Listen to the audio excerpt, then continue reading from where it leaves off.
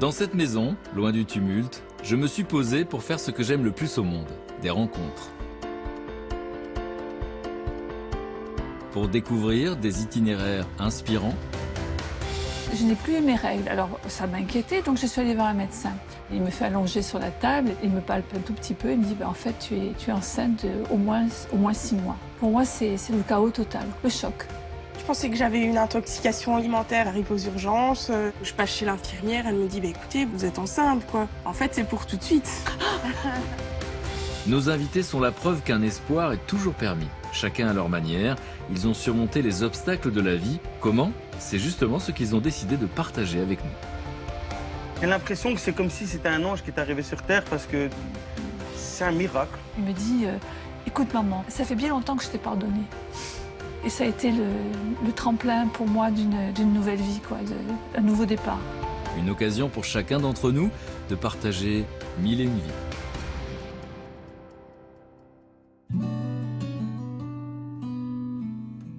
Mais à cet instant précis, j'ignore encore tout des émotions que je vais vivre ce jour-là. Bonjour, merci d'être là.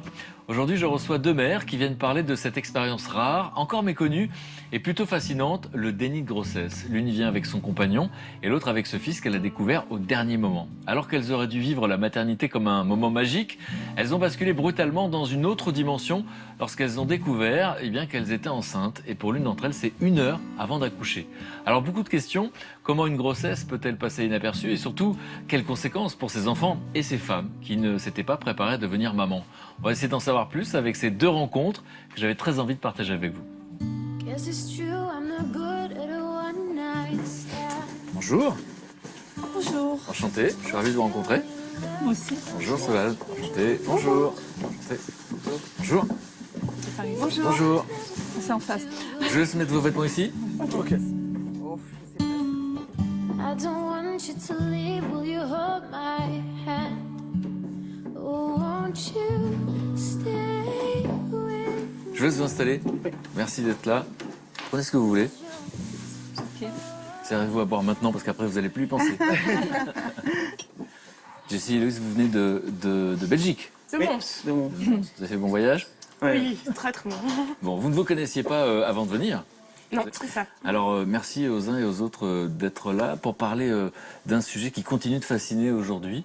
On en a tous entendu parler du déni de grossesse. On ne sait pas très bien ce que ça veut dire, à quel point une femme peut être enceinte sans le savoir. C'est pas qu'elle ne veut pas le savoir, on va en parler avec la spécialiste. Et effectivement, on s'interroge, vous avez vécu une expérience similaire l'une et l'autre à quelques années d'intervalle. Quand on dit déni de grossesse, on a du mal à imaginer, il y a une image très forte. Vous êtes devenue maman et 1 heure avant d'accoucher, vous ne saviez pas que vous étiez enceinte. C'est ça. Je suis arrivée à l'hôpital et j'ai perdu les os et c'était pas possible quoi. Pour moi, dans ma tête, je me suis posé plein de questions. C'est qu'est-ce qui s'est passé? Comment ça m'est arrivé à moi quoi? Qu'est-ce que j'ai fait? Est-ce que c'est la relation que j'ai avec ma maman? La séparation de mes parents, dans ma tête, c'était vraiment plein de questions qui me sont venues. C'est pour ça que maintenant, je vais chez une psychologue et Pour comprendre. ce qui s'est passé, quoi. C'est vraiment important de comprendre ce qui s'est passé. Et vous, Jessie, pareil, vous étiez pas préparée à être papa? Pas du tout, parce que forcément, on arrive aux urgences en premier, on nous dit voilà, vous allez, votre femme est enceinte. On se dit peut-être c'est quelques mois, donc on a le temps de se préparer, mais au final, après, on apprend que c'est dans l'heure, quoi. Elle accouche dans l'heure, ça vous fait rire. Ce qui est extraordinaire, c'est vous qui avez vécu une situation qui ressemble. Mais après, quand on nous met un bébé dans les bras, c'est tellement magique, il n'y a pas de mots. C'est votre petite fille et c'est votre enfant. C'est certain, c'est directement, Bon, on va parler effectivement de votre rôle de papa et des questions que vous posez. Comment le dire à cet enfant? Cette petite fille a 1 an. Oui. Et c'est une expérience que Isabelle a vécue. Solène est là pour en parler. C'est son fils. C'était il y a 37 ans. C'est ça. Et donc, vous avez fait aussi ce qu'on appelle un déni de grossesse. On va voir si vous saviez vous-même ce que c'était à l'époque. Je crois que c'est il y a quelques années que vous avez compris ce qui s'était passé. Oui. Et le moment que vous avez choisi, encore une fois, pour le dire, et chacun fait de son mieux, c'est ce que je crois que vous savez aujourd'hui, c'est qu'il avait 16 ans. Et au moment où vous l'avez appris, c'était un choc pour vous. En fait, ce qui a été le choc, c'est qu'à ce moment-là, j'ai eu une double révélation. C'est que mon père n'était pas mon géniteur. Et en plus de ça, oui, il y avait un déni de grossesse. Donc, pendant toute mon enfance, je me suis un petit peu dénigré, mis de côté. Je me sentais transparent. tout ça, j'ai pu le mettre en lien avec la vie intra-utérine. Parce que quand ils m'ont appris ça, elle me disait que pendant longtemps, elle avait une gêne dans le ventre, elle pensait qu'elle était constipée. Et du coup, moi, je me suis dit, en fait, pendant 9 mois, j'ai été considéré comme un étron, comme une merde. Parce que c'est une formule du langage courant. Ouais. Mais dans ce cas-là, pour vous, c'est quelque chose de presque... C'est quelque chose qui a fait sens. Ne pas avoir d'estime de soi, on peut dire cette formule-là. Ouais. Et effectivement, vous dites, à ce moment-là, il y avait une confusion. Et donc, on verra effectivement pourquoi aujourd'hui vous êtes ensemble, parce que je crois que vous avez renoué et vous dites même que vous avez pardonné. Isabelle, pourquoi c'est important pour vous d'en parler aujourd'hui? Alors pour moi, je dédie le fait d'en parler aujourd'hui à toutes les femmes qui ont pu vivre une telle situation, ce déni de grossesse. Parce que, en fait, quand on est en train de le vivre, je me rappelle pour moi, je ne savais pas que ça existait, un déni de grossesse. Donc je pensais que j'étais la seule à avoir vécu ça. Et je me disais, mais oh là là, je dois vraiment être bizarre quand Incroyable même. culpabilité. Beaucoup de culpabilité et très seule. Alors que, en fait, je me suis rendu compte... Une fois que j'ai vu une émission sur le déni de grossesse, je me suis rendu compte qu'il y a plein de femmes qui vivent. Il y a à peine 3-4 ans que vous découvrez que c'est un phénomène de société, en fait. Exactement, exactement. Avant, je pensais que j'étais seule à avoir vécu ça. Et dans votre cas, Héloïse, pourquoi c'est important pour vous de l'exprimer? Moi, je pensais déjà que ça arrivait qu'aux autres. Et je pensais, Et vous aviez entendu parler de ça? Vous saviez ce que c'était? Pas vraiment. Je savais pas vraiment ce que c'était pour moi le déni de grossesse. Et ce qui me fait beaucoup de mal, c'est que des fois, je pense que les personnes pensent qu'on ne veut pas être enceinte, alors que moi, je ne savais pas que j'étais enceinte. Et ça, je veux bien mettre les mots là-dessus parce que ça fait peut-être beaucoup de mal. Moi, ça m'a fait beaucoup de mal. Le regard des autres. Le regard des autres. Et puis, je trouve que le déni de grossesse, c'est un phénomène très, très particulier parce qu'en fait, une fois que le déni est révélé, il n'existe plus. Et les gens, effectivement, peuvent penser à ce moment-là que nous avons menti, qu'on a voulu cacher quelque chose, alors qu'il ne s'agit pas du tout de ça. Avant tout, c'est une pathologie, finalement. C'est pas un fait, c'est pas de notre fait. Gisèle, vous êtes psychologue clinicienne. Oui. Et vous connaissez cette question du déni de grossesse?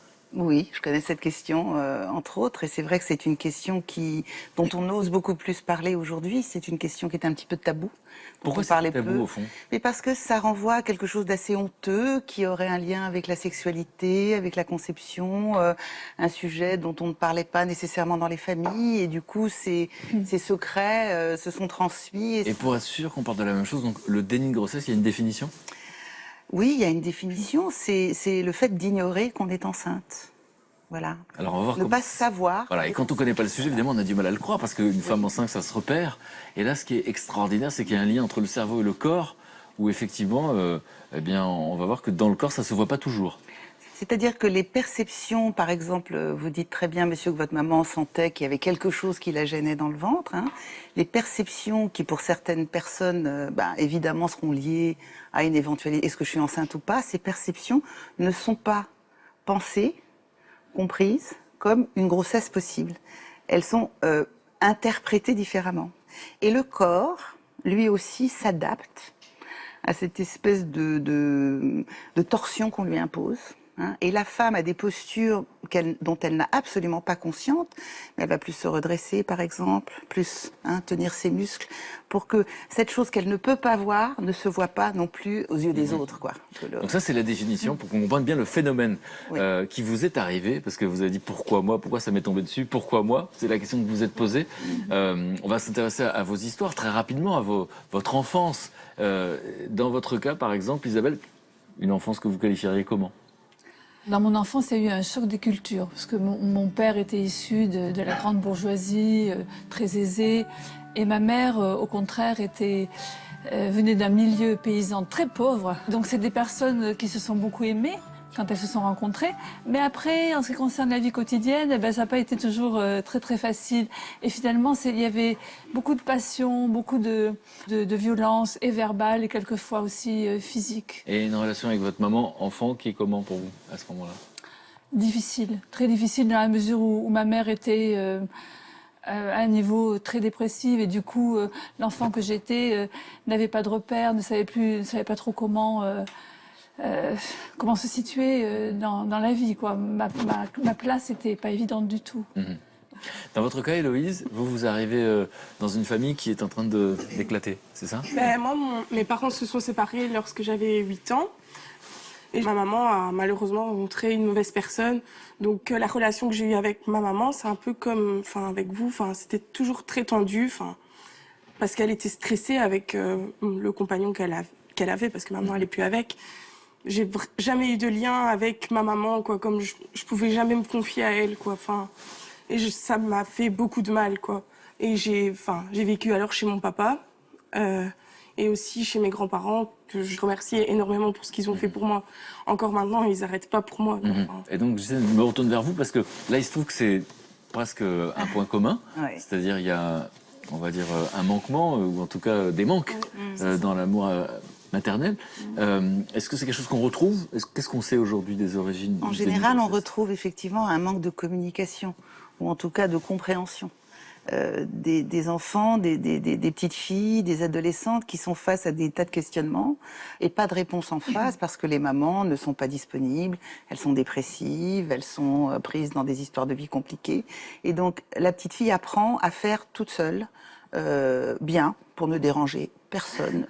Et quand des signes de l'extérieur font pas de sens parce qu'on lui a pas expliqué, elle continue à faire toute seule en essayant d'attribuer un sens qui pour elle est un sens connu, logique, comme la gastro, la consultation. Elle essaye de mettre du sens sur quelque chose qui n'en fait pas parce qu'on ne lui a pas expliqué, si vous voulez, cette question de la transmission des informations et en tout cas la possibilité de poser des questions. Quand on veut être informé sur ce qui nous arrive dans notre corps, la puberté, les transformations du corps dont fait partie la grossesse. Tout ça, on essaye de trouver un sens à soi. Alors, on est un peu seul face à cette transformation. On est totalement seul. Et comme on ne peut pas en parler, et comme on peut pas en parler, on pense qu'on ne devrait pas être confronté à ce truc-là, ou en tout cas qu'on devrait s'en débrouiller. Donc ça rajoute une deuxième couche de culpabilité à la honte première, qui est de vivre des trucs avec lesquels on n'est pas très à l'aise. On verra les autres causes, mais pourquoi vous acquiescez toutes les deux spontanément? Ça vous parle, ça? Ah ben oui, tout à fait. C'était effectivement exactement le climat. Ma mère, en quelque part, je l'aimais beaucoup, bien sûr, et elle, je sais qu'elle m'aimait beaucoup aussi. Mais concrètement parlant, elle n'avait pas la disponibilité intérieure pour moi. Et effectivement, vous parlez de transmission, je n'ai pas eu toutes ces transmissions-là. Elle n'était pas prête, elle était trop préoccupée par ses propres souffrances. C'est une génération qui n'allait pas voir les psys, qui transmettait toutes les névroses. Voilà, exactement. Et dans mon cas, ma maman, elle s'est séparée de son compagnon, donc de mon ex-beau-père quand j'avais 16 ans. Et donc on a eu toujours cette relation, ça s'est pas amélioré, j'ai envie de dire. On a toujours été très distantes. Je lui ai jamais parlé de mes premiers copains, je lui ai jamais parlé de mes... Cette vie de femme, en fait. Oui, de cette vie de femme. Elle m'a jamais accompagnée chez le gynéco. C'est mon papa qui prenait les rendez-vous. Mais donc quand j'ai accouché de Zoé, elle m'a dit mais qu'est-ce qui s'est passé? Pourquoi j'aurais dû être là? Elle s'en veut, je pense maintenant. Je pense que maintenant elle s'en veut vraiment. Je pense qu'elle se dit, j'aurais peut-être dû faire quelque chose avec ma fille. Alors on va parler effectivement de votre relation maintenant, parce que vos mères sont réapparues à un certain moment, et là aussi il y a un point commun. Est-ce qu'il y a d'autres causes qu'on remarque quand on parle du déni de grossesse? Parfois, c'est une honte qui est liée à une espèce de tyrannie plutôt du côté du père, qui empêche à une jeune femme, alors là ça concerne plus les très jeunes femmes, adolescentes, qui ont eu des rapports amoureux et qu'elles ne sont pas censées avoir, et donc qui vont essayer de cacher à leur entourage quelque chose qu'elles finissent elles-mêmes par ignorer. C'est toujours lié en tout cas à un sentiment honteux de vivre quelque chose qu'on ne comprend pas et qu'on doit cacher. Et tout ça se fait totalement inconsciemment. La pensée s'arrête parce que c'est comme un fusible qui disjoncte parce qu'il y a quelque chose de trop dangereux qui est en train d'arriver et qui peut faire éclater tout le système. On dit aujourd'hui ça bug à un moment donné. Ça bug. On a tous le droit de bugger à certains moments, mais ensuite de ne pas avoir honte d'avoir bugué, parce que ça, c'est quand même la double peine. Bien sûr. Voilà. En tout cas, vous êtes là pour en parler, donc c'est important. Donc vous ne saviez pas que vous étiez enceinte, et pourtant, sauf preuve du contraire, à un moment donné, il y a eu un rapport sexuel. Ah oui. Et dans votre cas particulier, il y a eu un rapport sexuel. Donc vous quittez la maison très jeune. Vous avez 17 ans quand vous quittez la maison. Vous allez étudier à Limoges et puis vous êtes dans la région de Toulouse. Et là, vous faites une rencontre. Oh, simplement, ce que je peux dire, c'est que j'étais jeune, j'avais 22 ans, c'était le printemps, et, et voilà. Voilà, il y avait ce jeune homme qui était là et qui était beau, et ça a été une histoire voilà, de passion, mais excessivement courte. Effectivement, le temps d'une rencontre très très brève. Et donc, bon, évidemment, on ne se protège pas. Voilà. Cela ne serait pas là pour en parler. Mais au fond, ça ne vous traverse pas l'esprit? Si, ce qui s'est passé quand même, ça m'a traversé l'esprit. Mais un mois après, j'ai eu mes règles. Donc je me dis super, aucun problème. Voilà, pour moi. Vous êtes soulagé, vous dites bon, j'ai pris un risque. Mais voilà, j'ai mes règles et aucun problème. Et voilà, je continue ma vie tranquillement en fait. Vous allez voir un médecin? Alors je vais voir un médecin quand même parce que après je n'ai plus mes règles. Alors ça m'inquiétait, donc je suis allée voir un médecin. Et ce médecin, c'était un ami. Il me dit, est-ce que tu as eu des rapports depuis tes dernières règles? Je lui dis non, ce qui était réel. Il me dit, donc ne t'inquiète pas, ça arrive très souvent chez les jeunes filles qu'à des moments, c'est tellement lié au psychologique, il y a comme ça, à des moments, il y a plus de, les jeunes filles n'ont plus des règles, mais il n'y a aucun problème. Donc voilà. Le corps médical vous rassure? Voilà, donc je repars vraiment tranquille. Oui. Donc c'est un déni de grossesse, c'est quelque chose de personnel, mais là il y a d'autres êtres humains dont c'est le métier qui vous disent non, vous n'êtes pas enceinte. Voilà, aucun problème. Donc moi j'étais vraiment très très rassurée. Je n'y pensais même plus. Alors dans le cas d'Héloïse, vous avez un petit ami, vous habitez chacun chez vos parents, vous êtes étudiant, vous avez un boulot en même temps, et vous n'avez pas de projet d'être parent. Donc vous vous protégez en fait. Oui, on me protège, je prenais la pilule, j'avais mes cycles, enfin j'étais indisposée tous les mois, enfin même encore 2 semaines avant d'avoir Zoé, j'étais indisposée, donc D'accord. alors, j'avais juste mes pieds gonflés, et ça j'avais dit justement à mon papa, à ma grand-mère, que j'allais aller voir le médecin parce que j'avais toujours les pieds gonflés, mais je pensais vraiment que c'était la chaleur, etc. Mais bon, j'ai pas eu le temps d'aller voir le médecin, Zoé était là. Ça vous fait rire. En fait, ce qui est marqué, et franchement, il vaut mieux en rire, parce qu'il y a une forme d'absurdité. C'est-à-dire que vous basculez comme ça d'une seconde à l'autre dans un autre monde. Mais juste avant la naissance, que quand même, c'est pas rien. Donc pendant toute cette période de grossesse, qu'il y a eu 9 mois, aucun indice pour vous? Bah, franchement, non, parce que 2 semaines avant l'accouchement, on était parti dans un parc d'attractions en Belgique. On faisait des siroccos, des loopings, enfin. 2 semaines avant. Voilà. Il y avait Zoé est née au mois de juillet. Vers le mois de mai, juin, il y a tout le temps, chaque année, à Mons, où ce qu'on habite, il y a une grosse festivité, la Ducasse de Mons. On fait la Ducasse, il faut savoir que c'est une fête où on boit un verre de bière, voilà. On vit tout à fait normalement, et elle aussi, quoi. J'allais au sport, je travaillais je faisais du service en salle, donc je portais beaucoup de poids quand même. Jusque 2 jours avant d'accoucher, je faisais encore des sandwichs, etc. Je portais des plateaux. Franchement, quand on m'a dit ça... Alors on va voir effectivement quand on voit l'annonce. Parce que ça, c'est juste. Ça paraît Vous fou. n'aviez aucune douleur? Aucune douleur. Aucune douleur. Juste les pieds gonflés, comme je vous ai dit. Comme c'est l'été, on se dit les pieds gonflés, c'est la tension, la chaleur. Donc il y a toujours une explication. En fait, à chaque fois qu'il y a un signe, on trouve une explication. C'est le seul signe, en plus. Donc, Mais c'est le seul signe. Et autour de vous, la famille. Ah non, la non, grand-mère, parce que...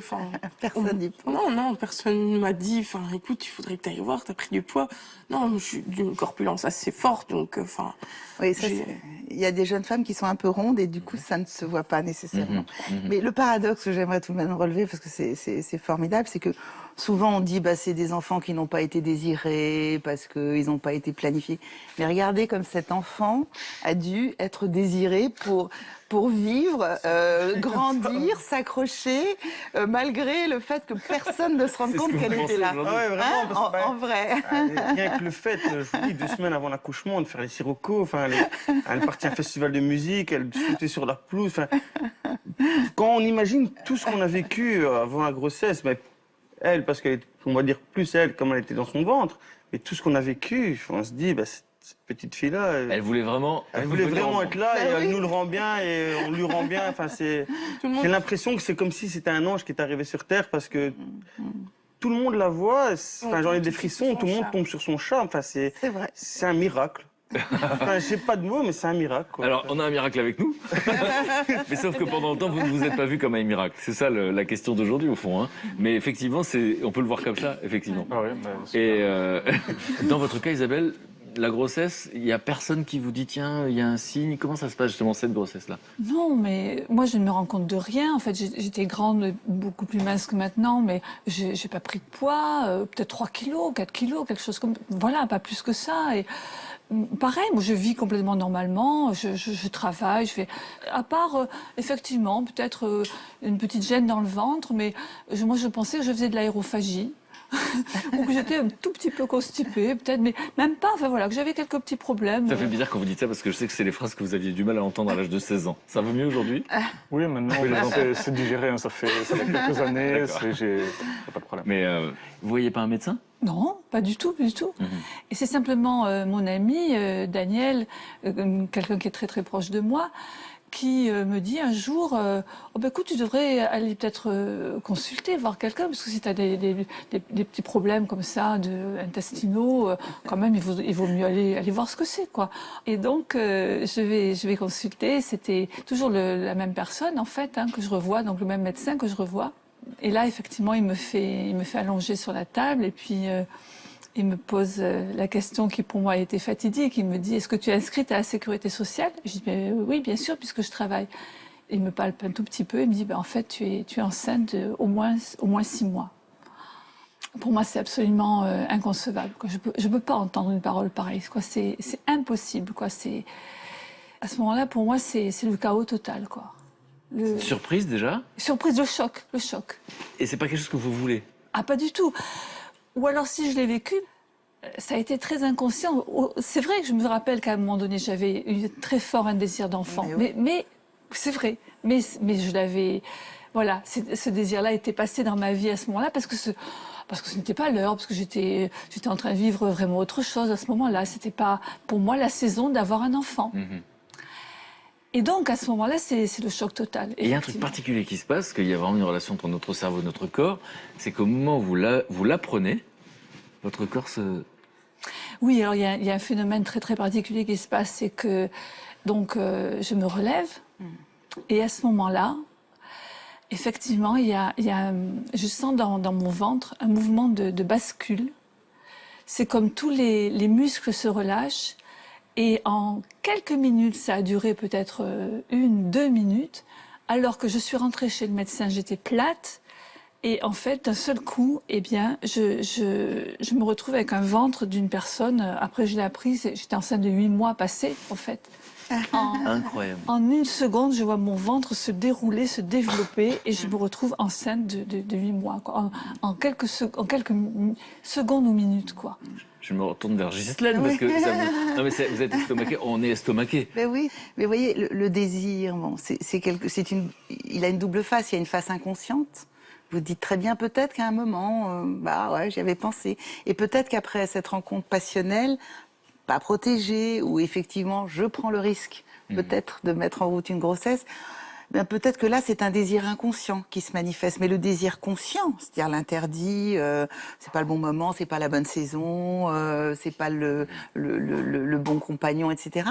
Le désir conscient vient empêcher, si vous voulez, l'acceptation, la réalisation de quelque chose qui s'est passé. Ne pas grossir, par exemple, c'est sûr. Alors, ne pas grossir, c'est une tension. Voilà, Madame retient quelque chose. C'est un mécanisme qui se fait à son insu. C'est-à-dire qu'elle a imaginé peut-être, je vais voir le médecin rassure. Elle n'a pas été voir un deuxième, un troisième, parce que c'est impensable. Donc, ça ne peut pas se penser. Le médecin rassure, bon. Donc, elle tient. Il y a quelque chose qui se fait.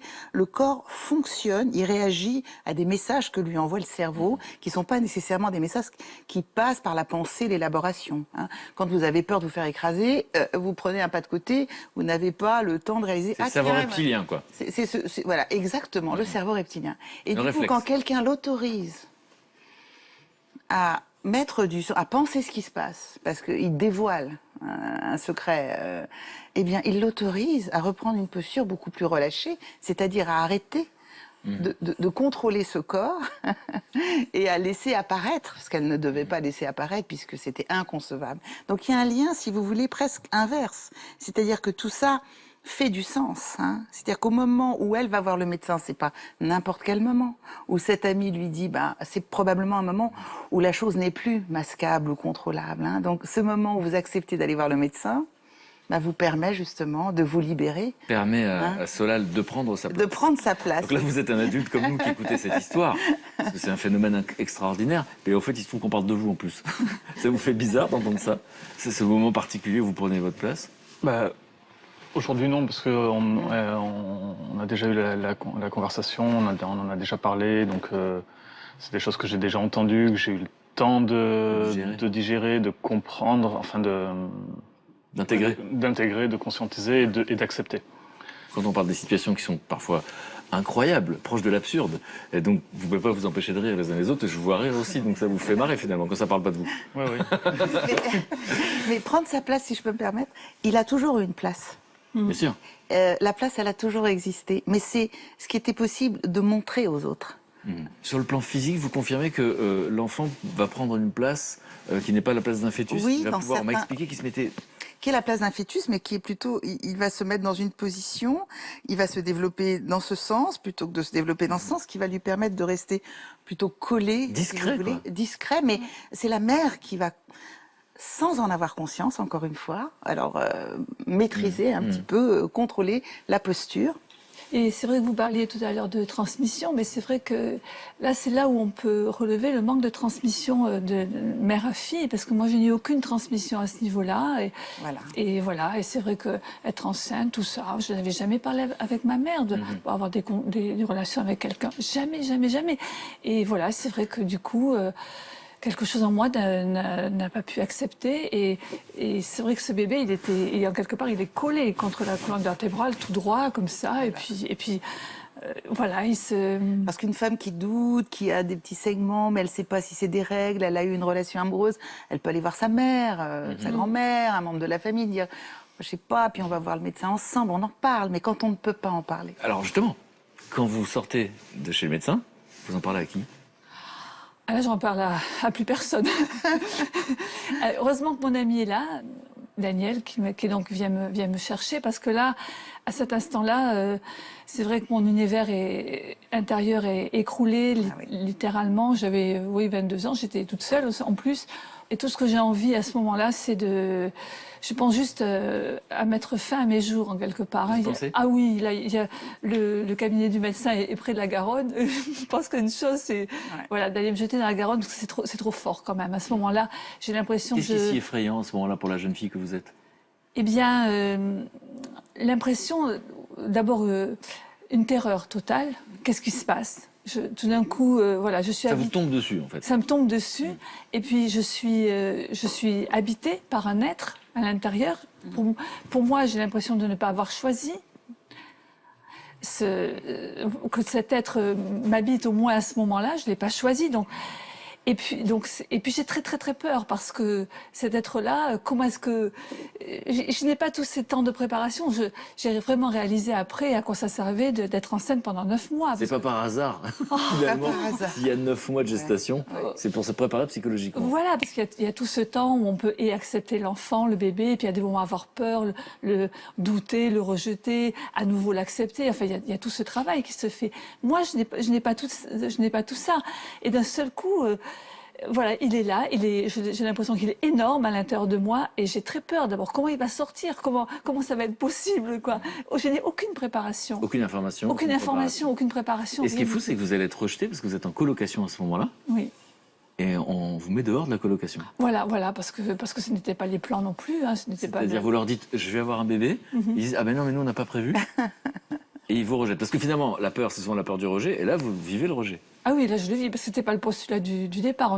On était en colocation, mais pas pour vivre du tout le fait que quelqu'un ait un bébé. Donc ces personnes-là, c'est vrai que peut-être sur le moment ça les a dépassées aussi. Elles m'ont jugé, ou elles ont jugé les choses, je sais pas. Et puis elles me rejettent. Et c'est vrai que là je me retrouve à la rue toute seule.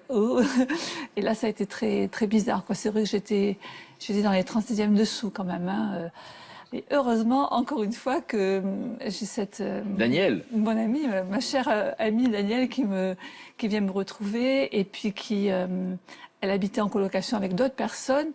Et là, ces personnes-là, donc je peux habiter chez elles. Et là, il y avait un couple avec un enfant. Alors le contexte était réellement différent, et je pouvais avoir ma place dans cette maison-là. Et en fait, pendant environ, ça a dû durer 8 à 10 jours maximum. J'étais sur le fil du rasoir, quoi. À tout instant, je pouvais basculer dans la folie. Et puis ce petit bébé, du coup, j'ai commencé à le sentir bouger à l'intérieur de moi. Et tout doucement, eh bien, ce qui a commencé à jaillir, à monter à l'intérieur de moi, ça a été l'acceptation de ce bébé. Et d'un seul coup, je me suis dit, mais mon Dieu, mais c'est moi le monstre. Comment ça se fait que je ne me sois pas rendu compte de cette existence? Comment ça se fait que je n'ai pas senti cet être vivre, palpiter à l'intérieur de moi? Ça, c'est quelque chose qui a été très difficile. Et c'est là que va démarrer la culpabilité, Voilà. qui va durer longtemps. Ah bah oui, très longtemps. Pourquoi cela vous dites Bah oui.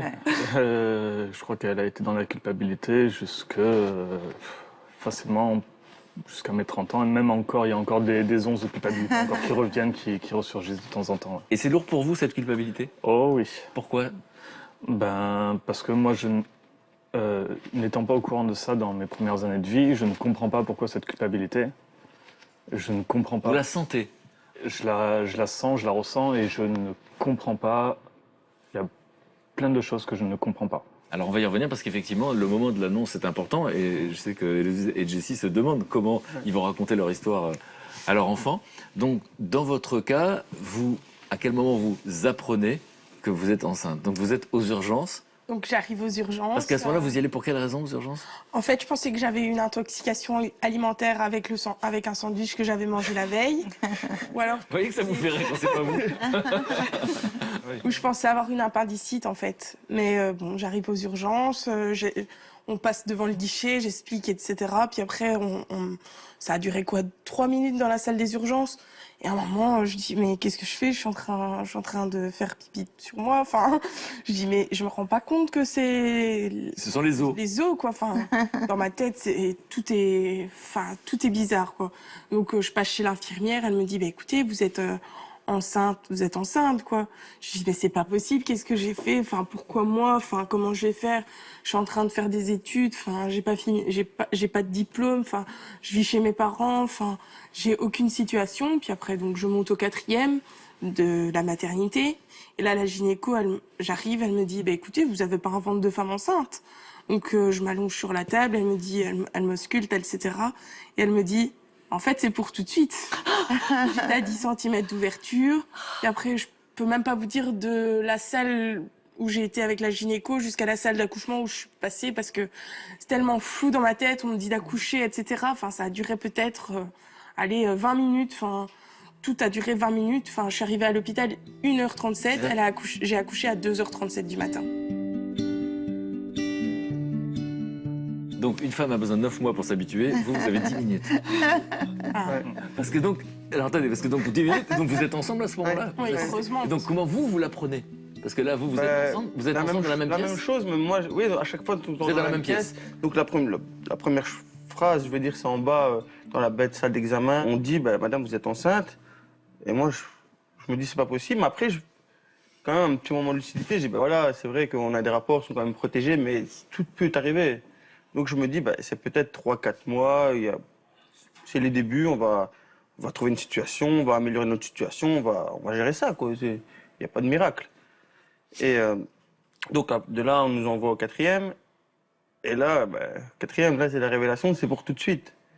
Le pédiatre nous demande de couper le cordon, je le regarde, je dis, quel cordon? Parce que pour moi, je sais c'est quoi le cordon ombilical, mais comme ça, on est tellement abasourdis. C'est la 4e voilà, c'est ça, mais le trou, c'est vrai, de la salle d'examen à la salle d'accouchement proprement dit, là. Vous êtes sonné. Je sais que j'étais sur mes pieds, mais on est sonné parce qu'on ne sait pas.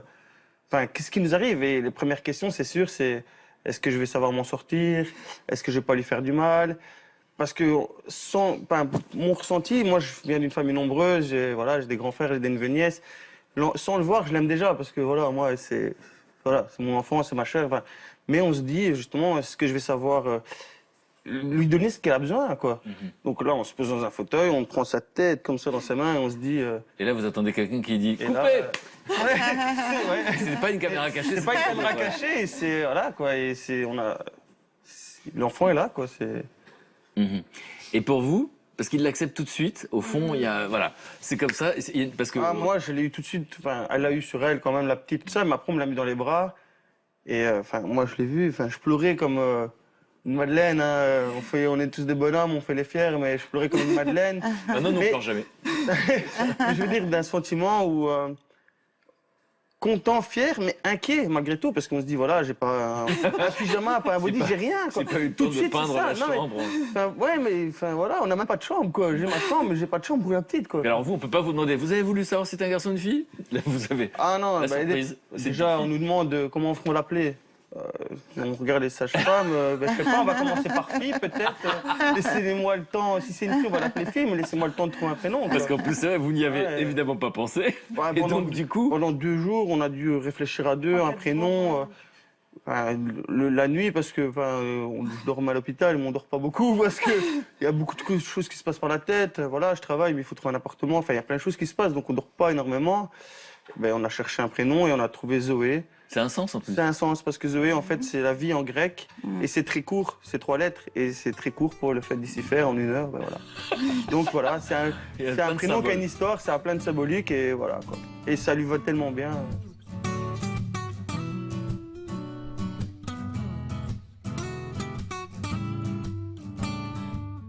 Ça ressemble à une magnifique histoire. Hein. Oui. Sauf qu'à ce moment-là précis, si on fait le flashback, Ouais. franchement, vous vous demandez, cet enfant que vous n'avez pas Ouais. choisi d'avoir, Moi, j'ai voulu accoucher sous X. Et Jessie est à côté de moi. Il m'a dit, écoute, ça va aller, on va s'en sortir. Tu vas reprendre tes études. Enfin, ça va aller, on va trouver une solution. Mais moi, dans ma tête, franchement, j'avais vraiment honte de moi, quoi. Enfin, j'osais, honte de j'osais quoi? même De quel sentiment? ben, j'avais honte de moi de pas pu m'en rendre compte, enfin de pas avoir pu pendant 9 mois toucher mon ventre, lui donner des petits mots doux comme toutes les mamans font quoi quand elles vont avoir un enfant, toutes ces petites choses là, et puis honte que les personnes pensent que je leur cache ou quoi, alors que c'est pas du tout le cas. Ça paraît d'être votre nature en plus. Ben non, pas du tout. Donc, ça m'a fait beaucoup de mal. Mais heureusement que j'ai eu Jessie et puis Zoé aussi, parce que Zoé, c'est elle qui m'a appris à devenir une maman, quoi. Enfin, c'est grâce à elle que j'ai pu devenir la maman que je suis. C'est-à-dire, comment ça s'est passé? Ben, Ça dans les premières heures ou ça prend un peu de temps? il m'a fallu un mois quand même pour Au début, vous n'osez pas la toucher. Au début, je n'osais pas lui faire prendre son bain. J'avais peur de pas savoir comment faire. Enfin, toutes des petites choses comme ça. C'est grâce peut-être aussi à des réseaux sociaux que j'ai pu apprendre, poser des questions. Enfin, que je remercie beaucoup parce que j'ai pu poser des questions. Parce que sinon, je sais pas, je me retrouvais sans personne. Enfin, je savais pas à qui poser des questions. Enfin, même ma maman, je n'osais même pas l'embêter à poser des questions. Voilà. Juste avant, je voulais rebondir sur ce sentiment de honte qu'on peut avoir. J'ai l'impression aussi que ce qui m'a habité, c'est la honte de ne pas être une femme, en fait, d'avoir failli à être une femme. Et puis voilà, c'est vrai. Comment ça se fait? Moi, je ne suis pas une femme en quelque part. Je n'ai pas été capable d'avoir cette sensibilité d'accueillir la vie à l'intérieur de moi. Et ça fait peur et ça fait honte en quelque part. Et la création du lien avec l'enfant?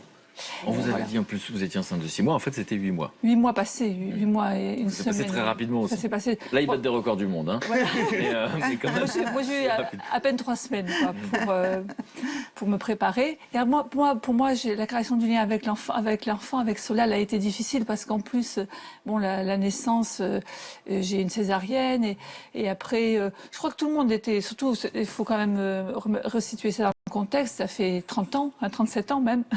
Et donc, vous voulez vous rajeunir. voilà. Et donc, même en fait, l'équipe médicale à la maternité, je ne sais pas si... Ils ne comprennent pas? Ah non, ils ne comprenaient pas du tout, ils ont été Vous complètement... lisez quoi dans leur regard d'ailleurs? Beaucoup de jugements.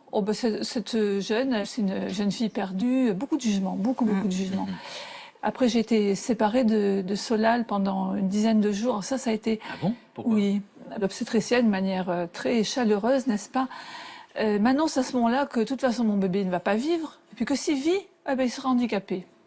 Et voilà, donc au moment de la naissance, césarienne, séparation d'avec l'enfant pendant 10 jours. Suspense insoutenable, 10 jours. Insoutenable, parce que donc dans ma tête, ça tourne, et là, la culpabilité prend encore plus racine. Alors comment se passent les retrouvailles au bout de 10 jours?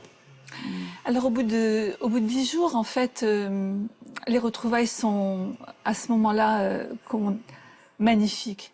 Magnifiques et en même temps je suis complètement chamboulée. En fait, j'ai ce petit bébé, je le prends dans mes bras.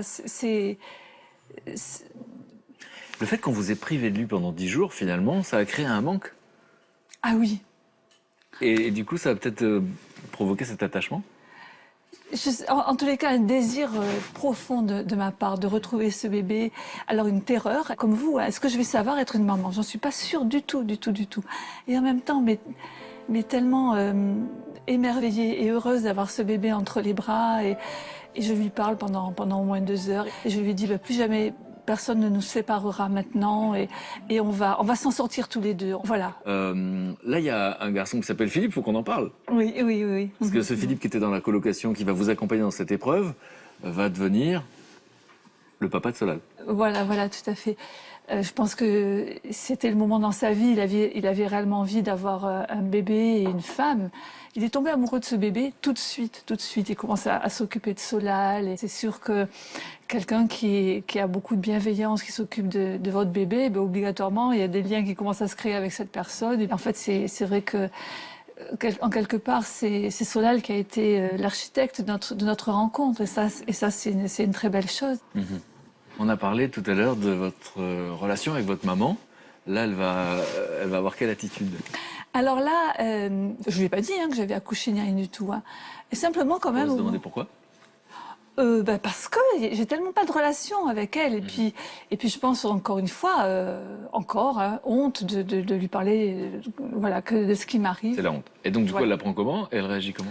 Quand même, au bout de vingtaine de jours, je pense, je l'appelle et je lui dis. Et alors là, elle a eu une réaction qui m'a totalement surprise, mais dans le bon sens. Elle est venue très vite, 2 jours après, et elle est venue avec une valise entière de vêtements pour le bébé. Et puis là, elle ne m'a absolument pas jugée. Et elle, au contraire, elle m'a entourée, accompagnée. Et là, ça a été un très beau moment pour moi. Dans votre cas, Héloïse, on a vu là aussi que la relation avec votre maman, c'était pas l'idéal. Et elle la prend comment? Elle réagit comment? Écoutez, moi, j'ai pas osé dire moi, ma famille. J'étais à l'hôpital. Enfin, c'est Jessie qui a... Il a assuré, Jessie, j'ai compris. Il a dit... Enfin, moi, j'aurais pas pu le dire. Enfin, je savais pas comment le dire.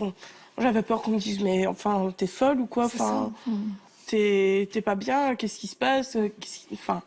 Donc, j'ai rien dit à ma maman, ni à mes grands-parents. C'est lui qui a tout annoncé à tout le monde. Et ma maman, par contre, a très bien réagi. Elle m'a apporté un sac à langer, etc. Elle lui a fait un petit compte, etc. Enfin, pour plus tard. D'accord. Et par contre, mon papa, il m'a toujours dit, je veux pas être grand-père avant 60 ans, etc. Ça, c'est ce qu'il disait avant. Oui. Mon papa est toujours... Enfin, je l'adore, c'est mon papa. Il est bien placé dans la société, etc. Donc, pour lui, je pense qu'il a eu honte de moi, carrément, pendant 5-6 jours. Il n'a pas voulu venir. Et il est arrivé le vendredi à la maternité et il l'a tout de suite prise dans ses bras et il m'a prise dans les bras. Enfin, on a pleuré pendant toute la soirée quasi. Et enfin, voilà, ça s'est passé comme ça. Et mes copines, quand je leur ai annoncé, elles m'ont dit pourquoi tu ne nous as pas dit? Mais c'est ça que j'essaie de comprendre à tout le monde. Je le savais pas. Pourquoi tu nous l'as pas dit? Mais je le savais pas. C'est qu'en fait, ce que vous lisez dans le regard des proches, c'est mais pourquoi tu nous l'as caché? Mais oui. Vous donnez la sensation Pourquoi d'avoir caché. tu l'as pas dit? Mais c'est pas que je voulais pas te le dire, c'est que je le savais pas. Enfin, j'aurais voulu le savoir. Enfin, j'aurais voulu avoir un moment de préparation avec, enfin, savoir comment on accouche déjà. Enfin, c'est quoi, comment on accouche. Enfin. Il y a des tas de bouquins que vous n'avez même pas pu lire. Ben oui. Puis on m'en a offert, mais enfin, je vous avoue. Après coup. Après, ça sert plus trop à grand chose, quoi. Mais donc voilà, c'est Jessie qui a surtout prévenu, qui a prévenu aussi mon grand-père qui avait des problèmes cardiaques. Il a déjà fait un arrêt cardiaque. Donc, Pas facile. C'est-à-dire, vous l'appelez au téléphone? Non, il y a certaines personnes qu'on appelle au téléphone, c'est sûr. D'autres, non, il faut aller les voir, quoi. Il y a des moments sympathiques. Hein. Allez, une petite anecdote. Quand on est parti de chez mes parents, mon papa était réveillé, je dois l'appeler. Carte prépayée de téléphone, il me reste 50 centimes. Je sais pas, zut. Je l'appelle, première phrase, allô papa, je suis papa. Tout en fondant en larmes. Le téléphone coupe, plus crédit. Oh là là, qu'est-ce que je vais faire? Dieu soit loué, il a vite compris, il m'a rappelé, enfin, tout s'est bien passé, mais le lendemain, enfin, rebelote, il faut expliquer, je vais expliquer, enfin. voilà, il y a des personnes, je sais que je peux aller les voir, ça va aller. D'autres, je vais téléphoner, je vais pas, si je commence à faire tout le tour, enfin, j'aurais pas fini. Hein. Et si vous faites une compilation des réactions, c'est quoi finalement? La surprise et du contentement, malgré tout, quand même. Mais moi, j'ai essayé de trouver des phrases simples, comme mon père, je téléphone, je dis allô papa, je suis papa. Sa maman, c'est la même chose, je vais la voir. Je lui dis voilà, Héloïse, elle est où? Tout de suite, elle a commencé à paniquer, à pleurer. Je dis non, ne vous inquiétez pas, elle va bien, mais elle est à l'hôpital. Hein. Pourquoi? Elle a accouché. J'ai dû lui dire but en blanc comme ça, quoi. Et là, elle me dit papy va arriver. Donc papy, c'est son grand-père. Mais je sais qu'il a eu un triple pontage au cœur et tout ça. Et on en était. Là, la pression monte parce que je dis comment je vais lui annoncer ça, quoi. Donc je lui mets une chaise à l'ombre près de la haie. J'ai dit papy, asseyez-vous. Et je crois que c'est la plus belle réaction que j'ai eue, franchement, qui m'a vraiment ému. J'en ai un petit peu. Parce que je dis voilà, Héloïse, et il s'est mis à pleurer, il m'a pris dans ses bras, il m'a secoué la tête. J'ai tellement senti de la joie et de l'émotion que c'est une très belle. Voilà. On a tous les larmes aux yeux. Merci bien. Merci Jessie. La question que vous posez, c'est comment le dire à cette petite? Oui. Vous posez la question à quel moment le dire.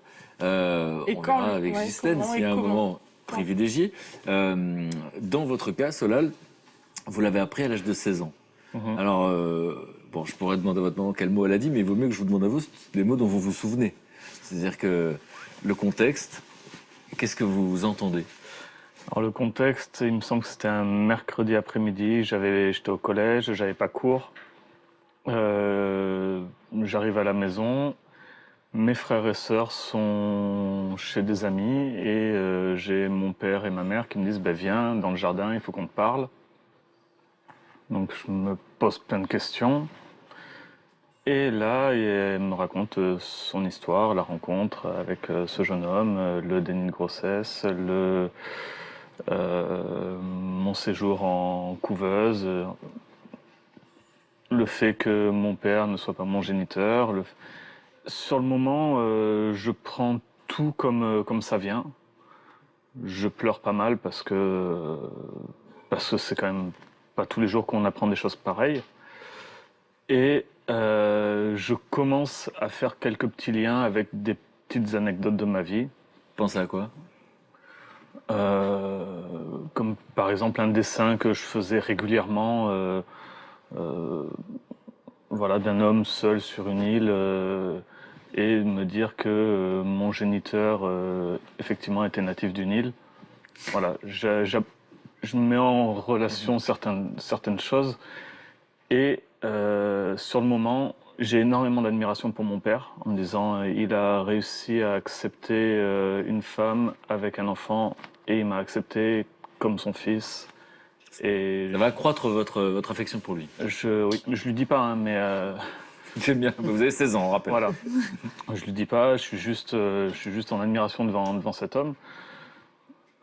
Je me dis aussi comment je vais l'annoncer à mes frères et sœurs qu'on est demi-frères et sœurs, même si ça veut rien dire.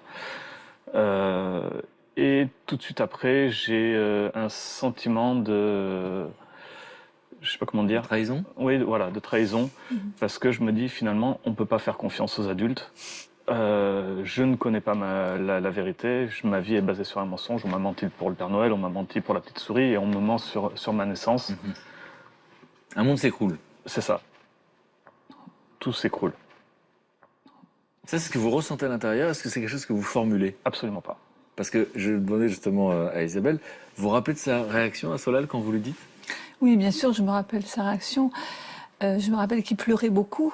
Et c'est vrai que c'est aussi des pleurs de soulagement parce que, comme si, par exemple, quand je lui raconte le moment de la naissance, le moment de la séparation que nous avons vécu ces 10 premiers jours, tout ce qu'il a pu vivre à ce moment-là tout seul, il était dans les bras des infirmières, ballotté de l'une à l'autre.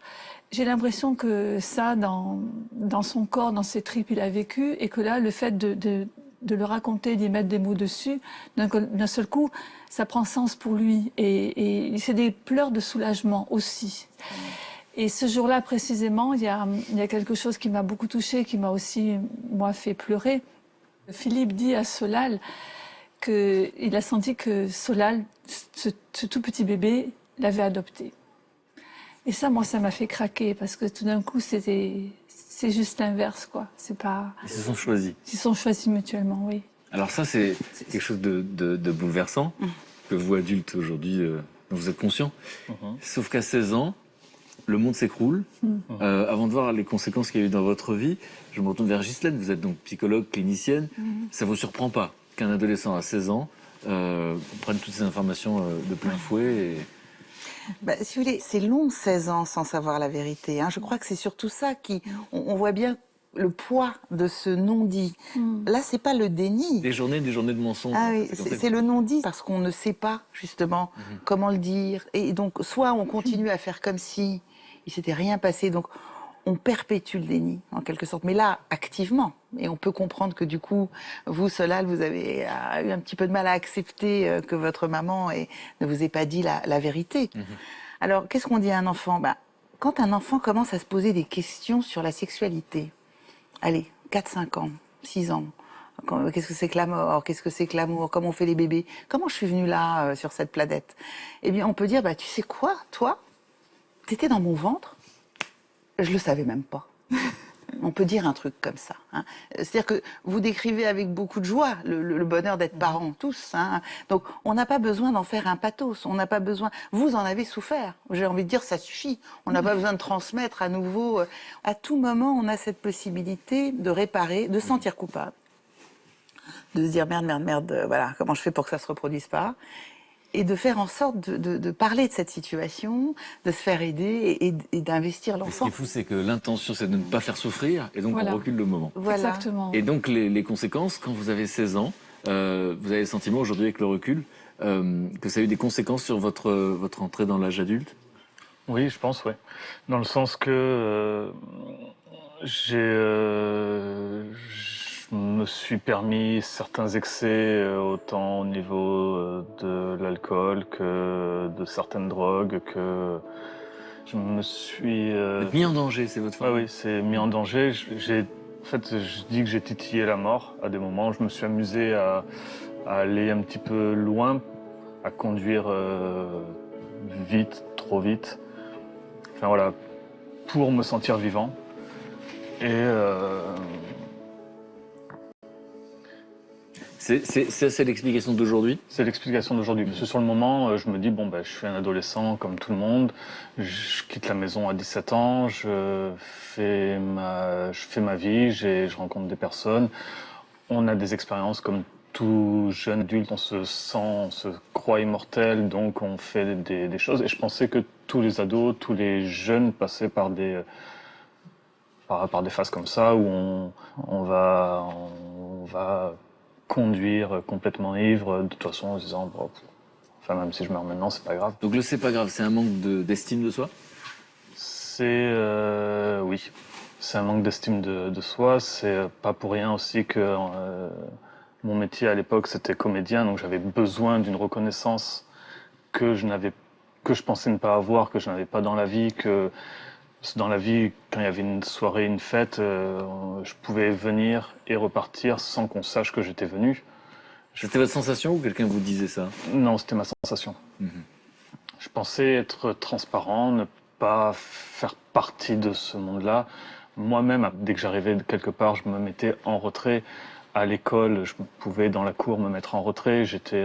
J'avais un ami ou deux, c'était des personnes qui elles-mêmes étaient rejetées. Donc on avait un petit club de personnes rejetées comme ça, où on grimpait dans un arbre, on passait la récré à observer les gens vus d'en haut. Ouais, un retrait de la vie. Ça s'est ressenti dans votre relation aussi? Ah ben, on s'est pas parlé pendant 12 ans, 13 ans. Après qu'il m'ait appris ça, il y avait du mensonge, il y avait de la trahison. En fait, j'avais plus confiance et c'était comme des étrangers.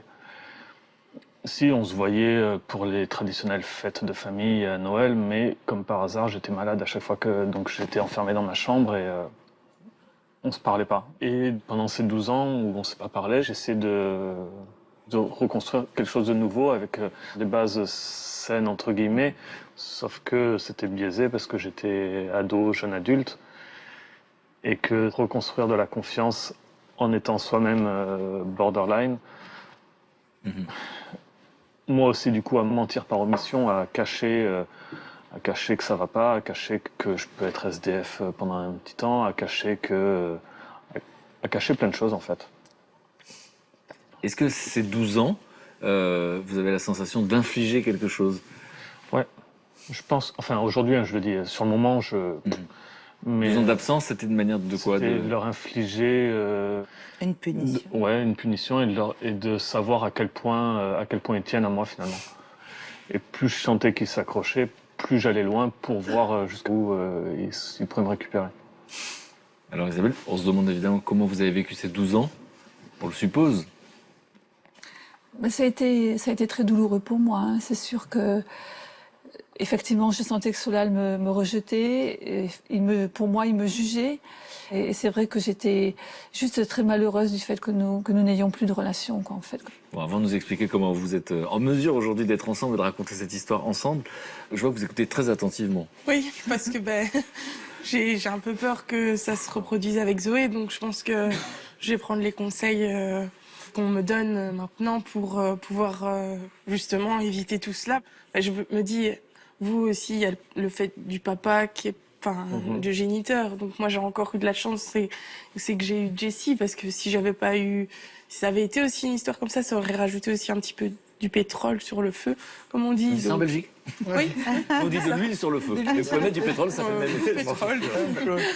Donc voilà, Il n'y a pas une cause et un effet, hein. Là, ce que vous décrivez très bien, c'est une multitude de situations. Votre papa vous êtes seul, vous êtes débordé, vous êtes mal accueilli à la maternité, votre père, voilà. Très c'est jugé pas du par tout beaucoup de personnes. Jugé, c'est pas du tout ce que vous racontez. Vous êtes très ému quand vous parlez de la réaction de votre grand-père. Tout le monde est très accueillant, vous êtes tous les deux. C'est un contexte extrêmement différent où effectivement toute cette peur que vous aviez, toute cette culpabilité, cette honte, là, clairement ne va pas se répéter. Enfin, le fait que vous posiez la question comment lui dire déjà prouve que vous serez prête à en dire quelque chose, encore une fois, qui ne la concerne pas. Enfin, elle ne va pas nécessairement en souffrir, hein.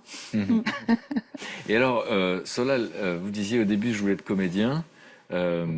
Et finalement, vous avez changé de métier. Aujourd'hui, votre métier, c'est quoi? Je suis moniteur éducateur et je m'occupe de jeunes ados. D'adolescents en souffrance, oui. Avec des conduites à risque, avec des conduites prostitutionnelles. Donc vous avez une incroyable légitimité pour leur parler et les écouter. J'ai l'impression de les comprendre. Ouais. On peut le comprendre. Et alors, Solal, qu'est-ce qui a fait qu'aujourd'hui c'est possible, que vous êtes rapprochés? Comment ça s'est passé? Il s'est passé plusieurs choses, mais comme disait ma mère, il y a quelques années, elle a vu une émission à la télé sur le déni de grossesse et elle a pu comprendre ce qui lui arrivait. Et du coup, elle m'a appelé, je crois, pour me dire ça y est, je sais. Je sais ce qui s'est passé en fait. Et bizarrement, moi, pendant ces 12 ans, je faisais aussi des recherches de mon côté. Et du coup, c'était le moment pour se retrouver. Elle savait ce qui lui était arrivé. Moi, j'étais dans l'acceptation et dans le pardon. Je lui ai dit, c'est bon, t'as fait ton boulot de mère. Je pense pas être une mauvaise personne. Isabelle? Oui, effectivement, après il y a eu cette émission où j'ai compris que le déni de grossesse, ça existait. Et du coup, tout a fait tilt. Et enfin, tout prenait sens pour moi. Et ça soulage, ça fait du bien, hein. Ouf. Donc vous avez ce réflexe premier de dire à votre enfant, c'est bon, le puzzle se reconstitue. Voilà, tout à fait. Et à la fin, il me dit quelque chose qui me fait craquer complètement. Il me dit, écoute maman, maintenant, ça y est, tu peux te pardonner, parce que moi, ça fait bien longtemps que je t'ai pardonné.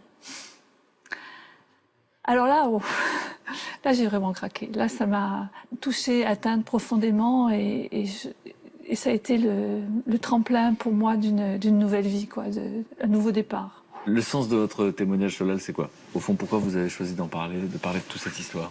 C'est qu'il y a certains faits divers de femmes qui vont dans le déni même après l'accouchement et du coup abandonnent leur enfant, congèlent leur enfant, tuent leur enfant. et qui sont jugées en tant que mauvaises mères ou meurtrières. Et je pense que leur place n'est pas en prison, mais plutôt entourée de personnes soignantes et qu'on doit leur apprendre à se reconstruire. Donc vous avez de la compassion, au fond, pour ces femmes qui vivent le déni de grossesse. Ouais. C'est ça votre regard Ouais, aujourd'hui. Et moi, je trouve magnifique que vous soyez sur cette terre. Le sens de votre vie, c'est d'aider des gamins qui vont pas bien, et qui ont des conduites à risque. Donc merci de votre témoignage. Alors, Héloïse, encore une fois, vous avez 22 ans, Zoé a 1 an. Oui. Vous voyez un psy depuis 2 mois. Est-ce que vous commencez oui. à avoir des explications? Ben, je commence tout doucement et ça me fait du bien de parler un petit peu de ce qui m'a blessée durant mon enfance, de la situation avec ma maman, de la séparation de mes parents. Ça m'a quand même fait beaucoup de mal en fait. Et ça, je pense le comprendre de plus en plus. Et Vous n'en étiez pas consciente avant, finalement. ouais. Bon, en tout cas, la vie est devant vous. Maintenant, Et alors, je quand vous allez raconter l'histoire à Zoé, bon, vous allez utiliser des mots que vous avez utilisés tout à l'heure. J'imagine que c'est un ange qui a débarqué dans votre vie sans crier gare. Un miracle. Et qui a provoqué des choses assez inattendues et assez réjouissantes Exactement. finalement sur notre humanité. C'est que Ah vous oui. avez découvert un mouvement de solidarité à la suite de votre histoire. On a Ouais. reçu Qu'est-ce qui s'est passé? D'abord, il y a eu un article dans le Il y a journal. eu, ouais, en fait, il y a eu on a été contacté par la province. par la province, donc un journal local, pour faire un article qui a fait toute une page. C'est votre histoire. Donc là, vous acceptez pourquoi à ce moment-là? Ben, parce que justement, pour pouvoir peut-être lui montrer, peut-être un jour aussi, même si je compte lui en parler avant qu'elle sache lire peut-être, mais peut-être lui montrer aussi que Ouais. on n'avait pas peur de... Du regard des autres. Enfin, on n'a plus peur, parce que j'avais peur quand même. Mais il faut C'est une manière d'assumer. le regard des autres. d'assumer, Et je pense d'assumer que qu'elle soit là. le déni de grossesse existe, mais on n'en parle pas assez. On n'en parle Ouais, pas, on en fait. n'en parle pas. Et c'est pour essayer, de, quelque part, rendre service à des personnes qui pourraient vivre Donc, ça. souci de transmission c'est dès pas le une début. maladie, Vous quoi. acceptez Oui. le petit article Voilà. et ça a provoqué quoi? Des On a reçu 3 lits peut-être, trois lits, des vêtements, Des vêtements, ouais. on avait partout. Limite, au bout d'un moment, on a dû dire stop, arrêtez, et d'en donner des œuvres caritatives, parce que sinon, c'est pas possible. Quand on allait se retrouver, on aurait dû, au lieu de trouver un petit duplex, un mois après l'accouchement, on aurait dû trouver une villa ou je sais pas quoi. Mais ce que ça nous dit, c'est quoi finalement? C'est que cette situation complètement inattendue a provoqué là aussi des Un réactions élan inattendues. de Et positif. solidarité, de gentillesse, générosité, enfin... C'est le contraire du rejet en tout cas. Je puisque voudrais c'est- remercier les gens, en profiter, remercier les gens, mais je veux pas le faire parce que sinon je m'arrête plus d'en citer tellement il y en a quoi.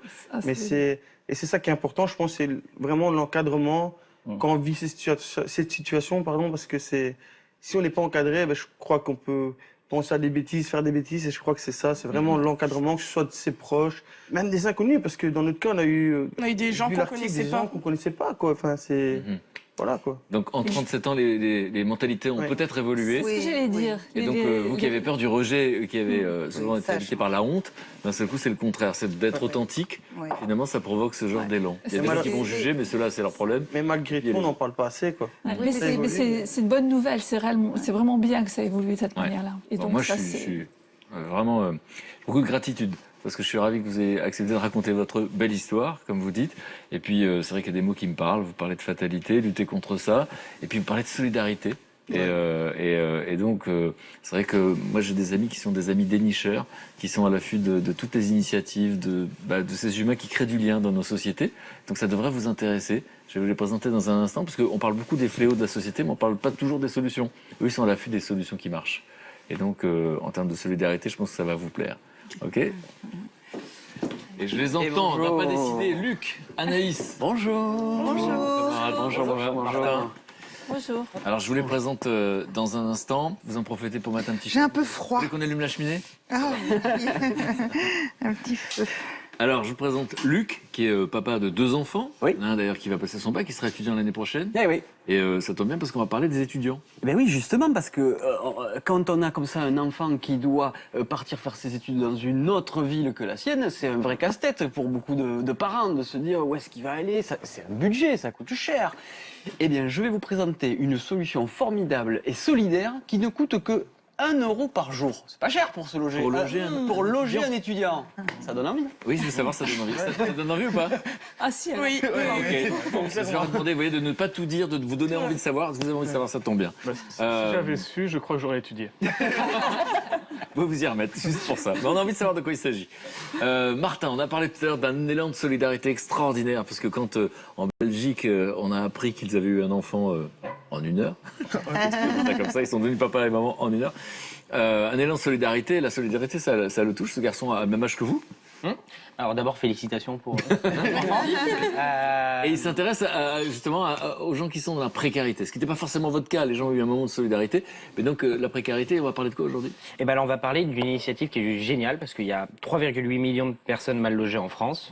C'est dramatique et ça augmente chaque année. Et il y a une association qui a trouvé une solution super simple, qui n'est pas très chère et qui permet de reloger énormément de personnes sans abri, de personnes précaires. Donc une solution. Ouais. Une belle Pour solution. reloger les personnes sans En abri. Gironde. En Gironde, je suis très parisien, pardon. Mais oui, en Gironde. En Gironde. Et c'est l'occasion, voilà, de découvrir ça. Ok. On en parle tout à l'heure. Et puis Anaïs est documentariste, celle qui tient la caméra, celle qui filme, et elle a l'habitude de porter son regard sur des initiatives qui nous enthousiasment ou des gens qui créent du lien. Et là, on est dans quel domaine? Là, on va parler aussi des gens qui se retrouvent dans une situation d'extrême précarité. Et qui dit grande précarité, dit détresse psychologique, marginalisation sociale et bien entendu insécurité matérielle. Et alors, comment on fait pour aider ces gens qui n'ont presque plus rien? Il y a une association qui s'appelle Ferme Habitat Solidaire et qui est à Toulouse et qui s'est donné cette mission. Et donc, elle accueille des sans-abri, des Roms, des réfugiés, des femmes battues, et ces gens peuvent rester le temps nécessaire, le temps pour se reconstruire. Donc ça peut être 2 jours, ça peut être 6 mois, ça peut être 3 semaines, 1 an. Et ce qui est intéressant, c'est que le fondateur, Raphaël Marcelon, privilégie en fait le contact avec les animaux pour que les résidents en fait puissent se reconstruire. Et donc moi j'ai passé une journée avec Raphaël et les résidents et j'ai trouvé l'expérience vraiment touchante. On regarde ces images et vous commentez juste après.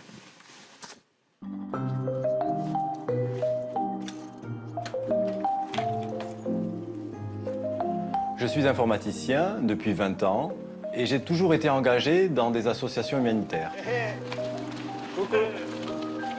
Et j'avais pas trouvé d'association à une échelle humaine qui rassemble l'accueil de personnes en difficulté, la médiation animale et se vivre ensemble.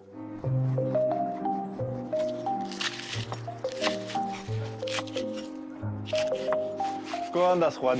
Sí, bien, tú. La ferme solidaire a été créée il y a 4 ans et aujourd'hui, elle permet d'accueillir des gens qui sont en difficulté, qui se retrouvent SDF, sans toit, à la rue. Et elles viennent ici pour trouver un tremplin pour se reconstruire. Pourquoi t'aimes bien t'occuper des lapins? Parce que yo adoro l'animal. Toi, t'as trouvé la technique aussi pour le tenir, Oui. pour qu'il soit à l'aise, tu vois? Ça, c'est parce que t'as fait ce travail tous les jours, Juan. Oui, je m'ai adapté à lui et lui s'adapte à moi. Ici, on leur propose d'être utiles. Et ça nous permet d'accueillir les enfants du voisinage, les enfants de l'école. Regarde le bruit qu'il fait quand il mange. Ça, c'est Juan qui l'appelait Zapata. Zapata.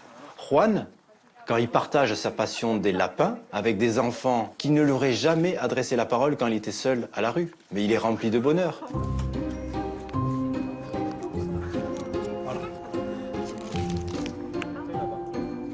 Tu vas à la maison? Oui. Donc Chandel, il aime beaucoup Juan. Oui, c'est son copain et il le voit tous les jours, c'est normal. Hein. Oui. Et c'est prudent. Quand les pâtes, elles sont cuites.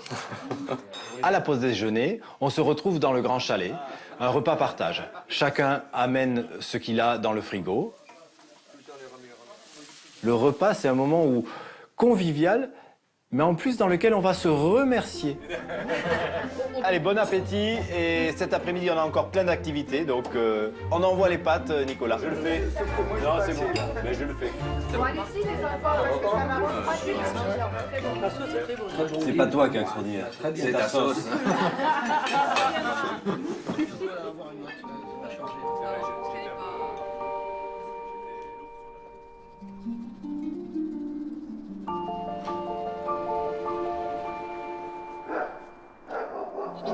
Salut Nicolas, je vais faire un atelier cheval, ça te dit? Avec plaisir.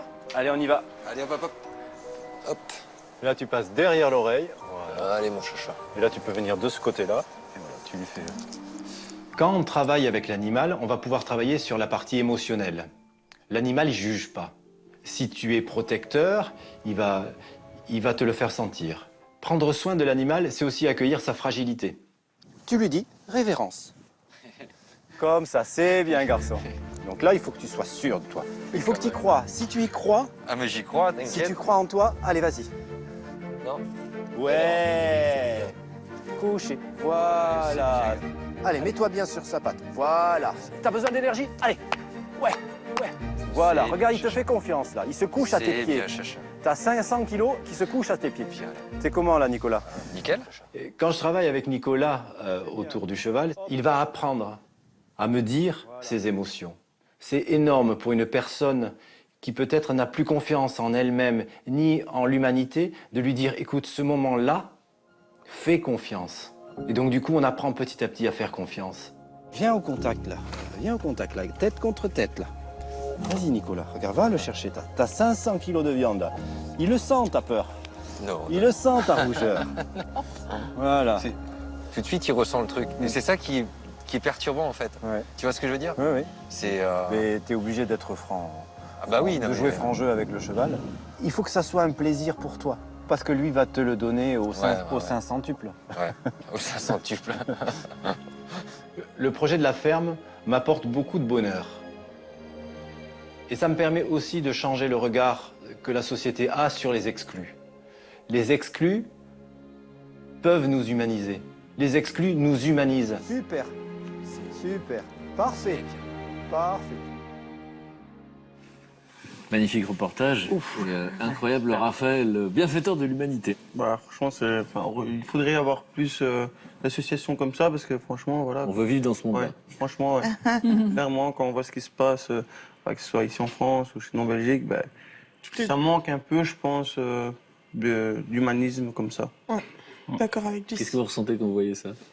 Franchement, c'est assez touchant, je trouve. Enfin, toutes les personnes qui peuvent bénéficier de ça, enfin, c'est super, quoi. Enfin, donc, Solal, vous avez dit tout à l'heure dans votre parcours, il y a eu plein d'expériences, plein de périodes de votre vie, notamment une période justement d'exclusion, à un moment donné.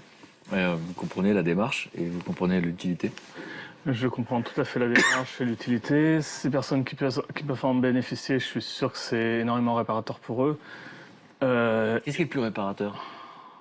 Je pense que c'est déjà d'être accueilli, d'avoir un foyer, de ne pas être jugé, d'être là, de pouvoir faire un travail avec les animaux, comme ils disent dans le reportage, l'animal ne juge pas, et du coup de se faire accepter par un autre être vivant.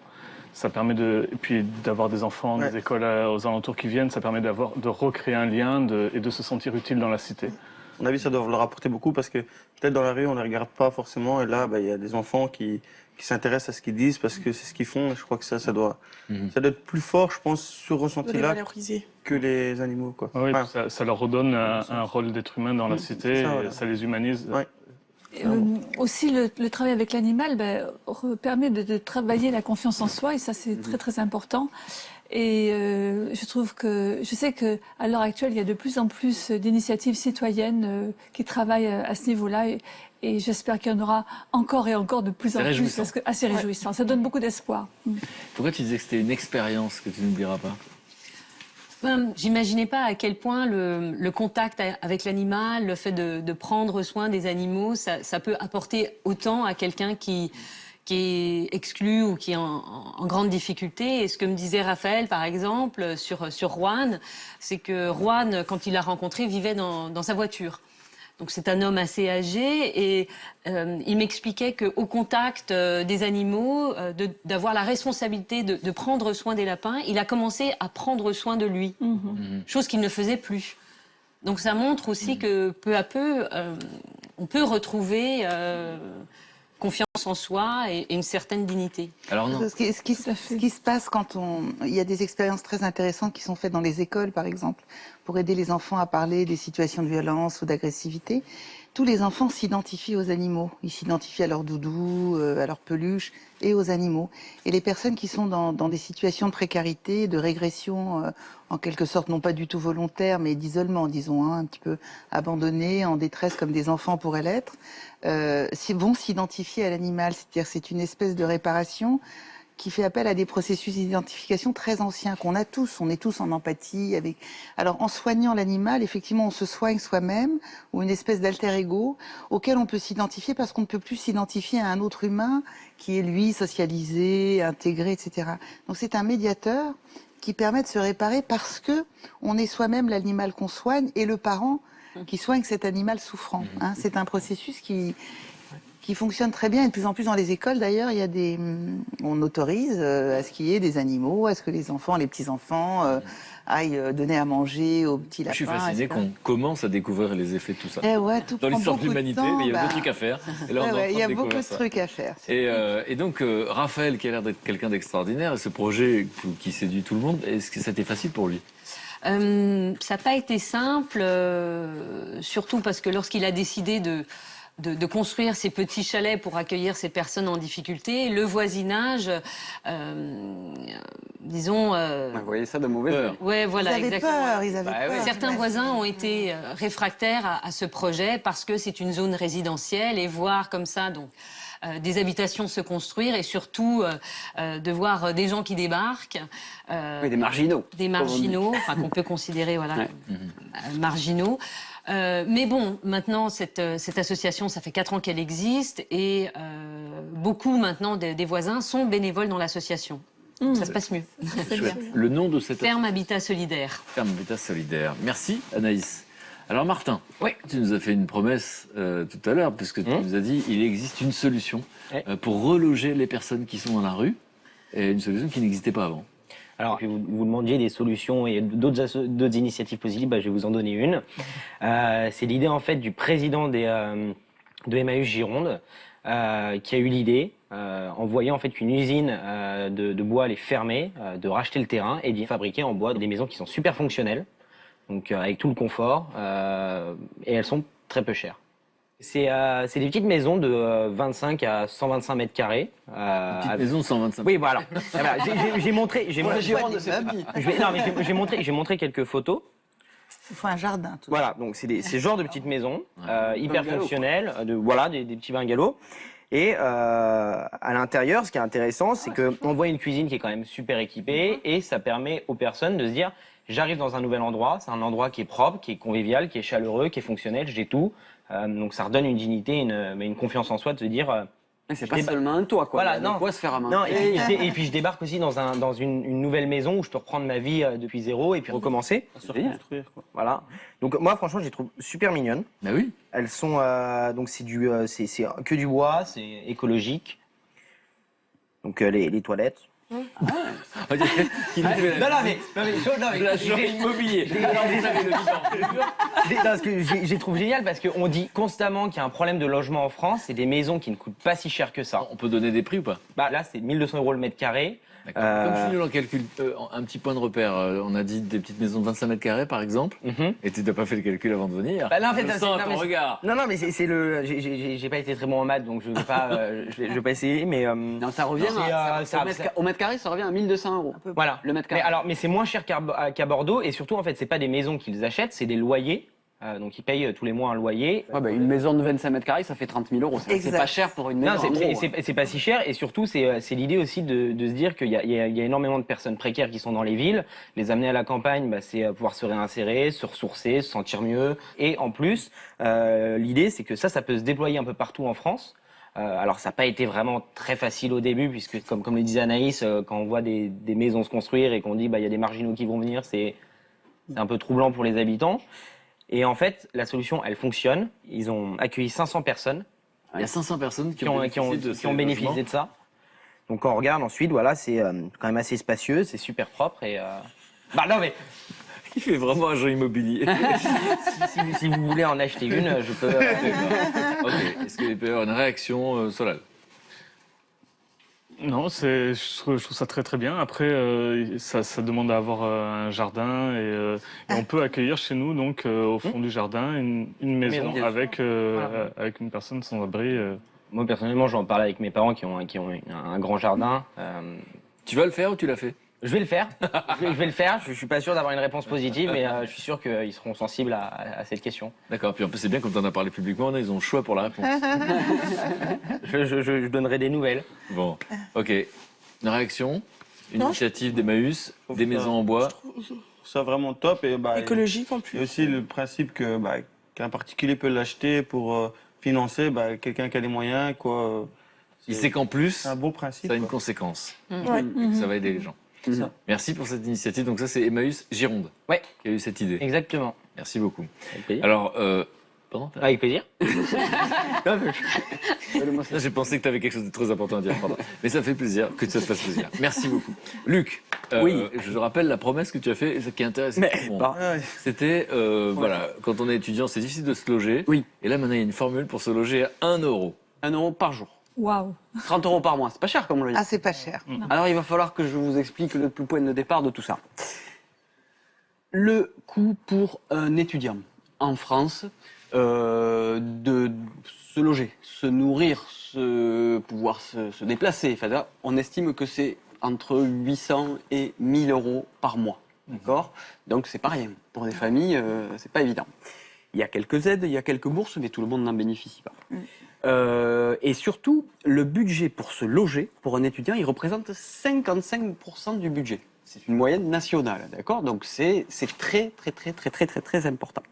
Et puis... C'est très important ou très, très, très, très, très Eh bien c'est plus, oui, c'est plus important. Il exagère tellement qu'on a fait très, très, il se Non, pense qu'il mais- n'y en a pas assez. Très, très, très, très, très important. Non, mais c'est vrai que quand on veut, par exemple, contracter un crédit, on vous dit, ou quand on veut avoir un loyer, on vous dit, il faut que vous ayez un tiers des revenus. Là, on est à presque 2 tiers des revenus pour pouvoir se loger. Donc, c'est quand même une part importante du budget. Et bien souvent, un étudiant sur 2 en France a l'obligation, pour pouvoir payer son logement, de prendre un job. Le travail. C'est un cercle vicieux qui fait que si on prend un job, souvent, on rate des cours. Certains étudiants n'ont pas les moyens, même s'ils prennent un job, en plus de se nourrir. Donc on saute des repas. Si on saute des repas, moi, c'est ce que j'apprends à mes enfants, on apprend moins bien. D'accord, d'accord. Et il y a peu de jobs d'étudiants en France. Et il y a peu de jobs d'étudiants, d'accord ? Donc, c'est un cercle vicieux qui fait qu'on est mal logé, mal nourri et qu'on est mal étudiant. Alors, On est malheureux. et qu'on peut être malheureux, et qu'on décroche d'études. Et que dans l'absolu, avoir un diplôme, c'est quand même mieux dans la vie que de ne pas en avoir. Alors, la solution, c'est pas moi qui l'ai trouvée, c'est Florence. Voilà. Florence nous vient Alors, l'idée de d'Aix. Florence. On va faire un petit. Oh, elle attendez, parce que ressent. là, je vais faire un petit quiz pour cette. Maintenant, le problème, l'étendue du problème, on l'a comprise. Et donc, quelle sorte de solution aurait pu imaginer Florence ? Parce que pour 1 euro par jour, donc c'est la créativité au service de la société. C'est tout simple. Peut-être loger Sèche ? quelqu'un en Ouais, c'est demandant ça, de l'aide si- ou... On n'est pas loin. Quand je pense qu'on a une grande maison, que ça sert plus, pouvoir accueillir des gens. On est- Et lui C'est- demander des travaux à fournir dans la maison. Ça existe, mais c'est pas ce qu'a inventé Florence. Mais c'est pas loin. Est-ce que ça serait pas faire venir un étudiant chez une personne âgée et pouvoir, en échange d'une aide à la personne, bénéficier Ça, d'une on en a chambre. déjà parlé dans Mille et une C'est vies, une c'est une super autre idée, initiative, effectivement. mais c'est une bonne idée aussi. Alors, Florence, elle a fait quelque chose de tout simple. Elle avait un grand garçon qui devait partir vivre en internat. Elle s'est dit, 1000 euros, machin, talala. Elle était seule avec 2 garçons à la maison, elle divorçait. Bon, alors non. Elle a monté une plateforme sur Internet qui s'appelle Coucou Student.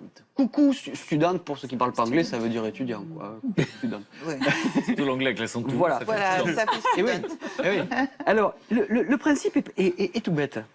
Si vous avez Kevin, qui habite à Montpellier, qui doit aller étudier à La Rochelle, d'accord, il s'en va à La Rochelle. Mais si vous avez Didier qui est à La Rochelle, qui doit étudier à Reims, et que vous avez Sophie qui doit aller à Montpellier, eh bien, on crée une boucle où chaque étudiant va loger chez la famille de l'autre. Un échange. Un échange tout bête. Et elle prend juste 1 euro pour s'occuper de vérifier que c'est bien des bonnes chambres et tout ça, de mettre en ligne les annonces. Elle prend juste... C'est pour ça que ça On met en coûte contact des gens qui sont dans la même situation. des gens qui sont dans la même situation. D'accord. Ça veut dire que demain, moi, je pourrais envoyer mon fils, il doit aller à Montpellier, hein, et moi, je pourrais accueillir une autre famille. Et si vous préférez le fils de l'autre famille, au bout du compte, vous faites quoi? Je vends mon fils. Voilà. Non, parce Pas qu'il faut, cher. il faut penser à toutes les Sur ma éventualités.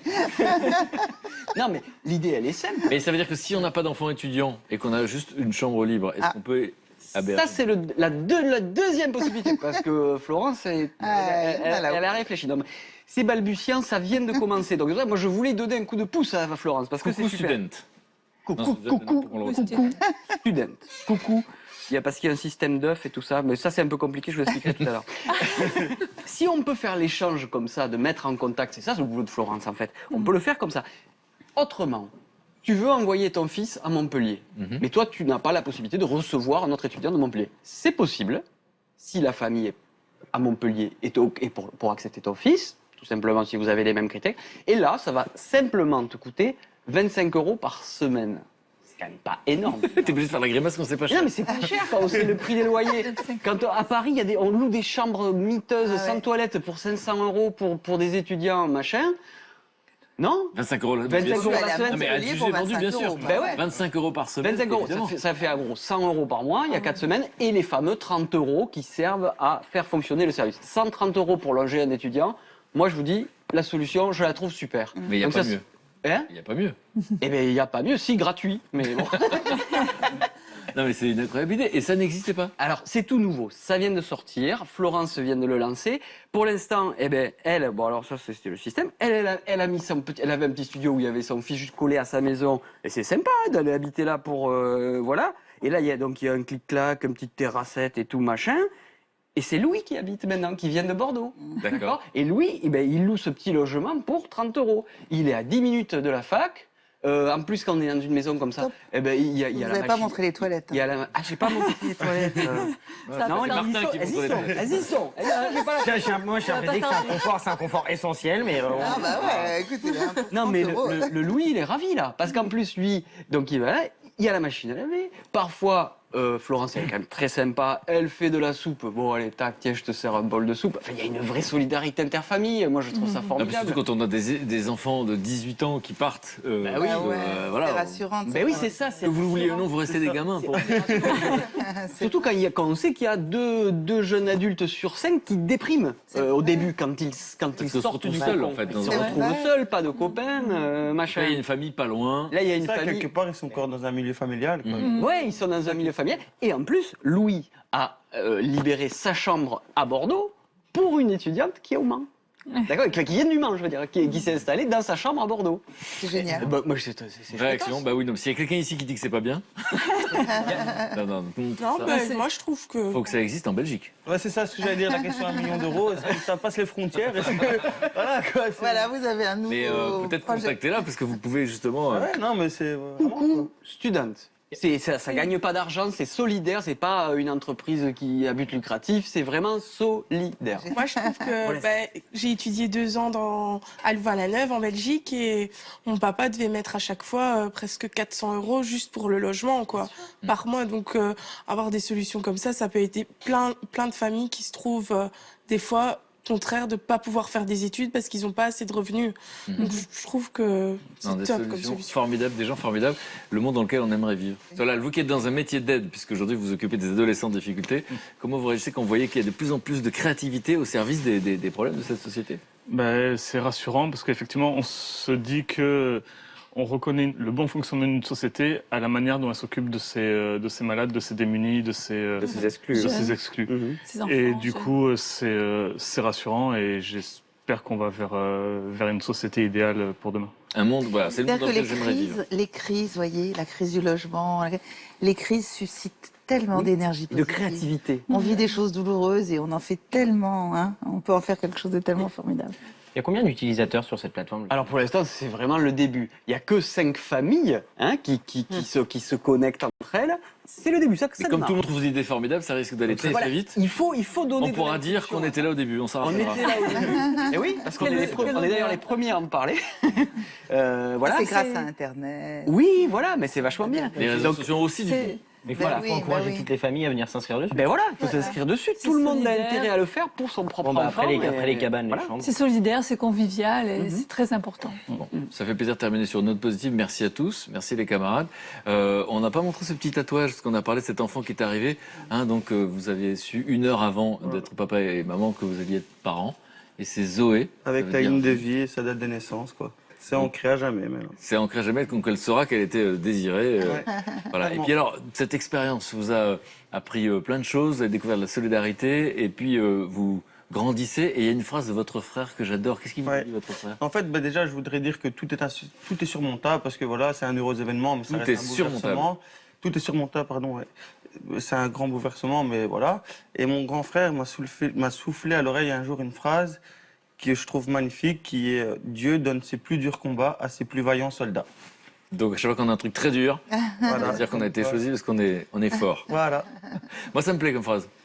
Et Ça moi, vous va je voulais dire aussi que ces enfants du déni, en fait, c'est des sacrées personnalités, pleines de force, parce que pour avoir été des passagers clandestins comme ça pendant 8 mois, 9 mois, et arriver de cette manière-là, et ça veut dire qu'ils ont une sacrée envie de vivre et que c'est des fortes personnalités. Bah oui, surtout quand il continue d'aider le monde, comme il le fait aujourd'hui, à aider ceux qui sont en difficulté. Donc merci d'exister. Merci beaucoup. Merci à vous de nous avoir raconté votre histoire. Merci à vous les camarades. Et merci à vous de nous regarder tous les jours. Merci pour votre fidélité. À très très vite sur France 2. Si vous aimez les belles rencontres, demain vous serez étonné par ce duo de femmes attachant et surprenant. Toutes deux unies par des liens profonds, Christina et Joaquina vont tout partager. Sorties, doutes et secrets. Mais petit à petit, cette amitié exclusive se fera envahissante jusqu'à empiéter de manière inquiétante sur la vie de Joaquina.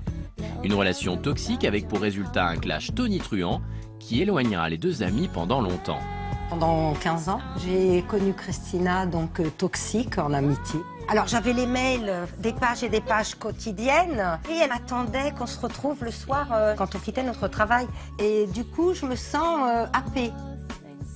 À aucun moment je me dis que je suis envahissante, non. Parce que ça fait des années que j'ai pas quelqu'un à qui me confier.